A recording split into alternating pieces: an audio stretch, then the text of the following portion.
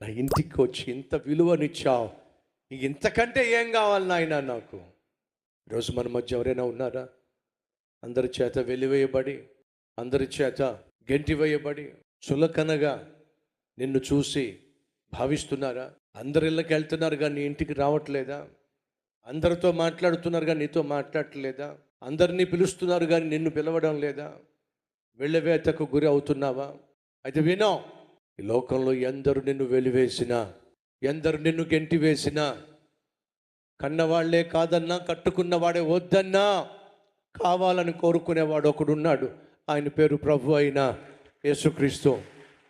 ఆయన గనుక నీ జీవితంలో అడుగు పెడితే, ఆయన గనుక నీ గృహంలో అడుగు పెడితే, నీ జీవితాన్ని బాగు చేస్తాడు, స్థితిగతులను మార్చేస్తాడు.